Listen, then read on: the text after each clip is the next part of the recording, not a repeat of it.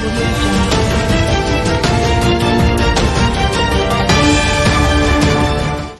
आज तक 24 न्यूज में आपका स्वागत है। आपके साथ मैं हूँ आरती गहलोत। आइए बढ़ते हैं खबरों की ओर। बरेली में बच्चों को 100 रुपए में ट्यूशन पढ़ाने के छोटे कदम के बाद उन्होंने दक्षिण अफ्रीका में इलेक्ट्रॉनिक गुड्स का व्यवसाय खड़ा करके बड़ी छलांग लगाई है।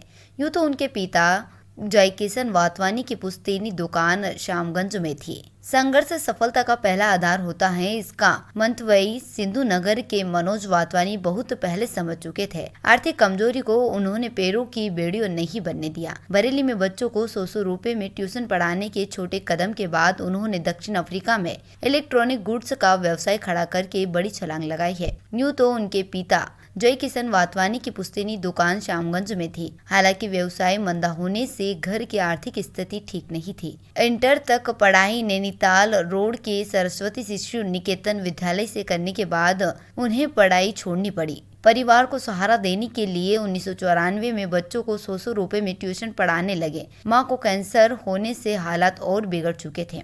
सिंधु नगर में मनोज के पड़ोस में रहने वाले परमानंद अडवाणी मददगार साबित हुए हैं। खाड़ी देश से नौकरी के लिए फ्लाइट का खर्च भी उन्होंने उठाया। मनोज बताते हैं कि यहाँ भी दुर्भाग्य पीछा कर रहा था। निजी कंपनी की नौकरी में धोखा मिला। 3 साल मेहनत के बाद सिर्फ 70,000 रुपए कंपनी के मालिक ने दिए। बरेली वापस आने के बाद मनोज ने यह रकम भी पिता के हाथ पर रख दी। मनोज के मुताबिक बरेली वापसी के बाद माली हालत में सुधार नहीं था। चचेरे भाई गिरधारी लाल उन्हें खर्च के लिए हर महीने 1100 रुपए देते रहे।